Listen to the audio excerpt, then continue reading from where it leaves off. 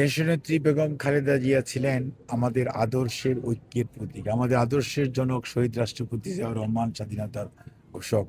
কিন্তু আমাদের মূল প্রেরণার উৎস ছিলেন দেশনেত্রী বেগম খালেদা জিয়া। কাজেই উনার প্রেরণায় উজ্জীবিত হয়েই মানুষ দীর্ঘ 17 বৎসর জনাব তারেক রহমানের নেতৃত্বে আমরা ঐক্যবদ্ধ হয়ে মাঠে ময়দানে জাতীয়তাবাদী খালি শুধু নয়, এর বাইরে অন্যান্য সমমনা অনেক রাজনৈতিক দল, গণতন্ত্রকামী রাজনৈতিক দল আন্দোলনে সবাই দেশনেত্রী বেগম খালেদা জিয়ার নেতৃত্বে ঐক্যবদ্ধ ছিলেন। এবং এখনও দেশনেত্রী বেগম খালেদা যদিও আমাদের মাঝে হয়তো আপনার প্র্যাকটিক্যালি আপনি দেখছেন যে উনি নাই, কিন্তু ওনার আদর্শ, ওনার অনুপ্রেরণা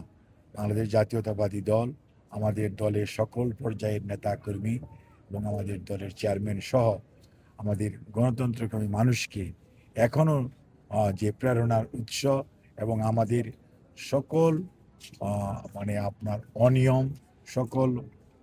মানে অত্যাচার, সকল ধরনের আপনার নির্যাতনের বিরুদ্ধে রুখে দাঁড়ানোর যে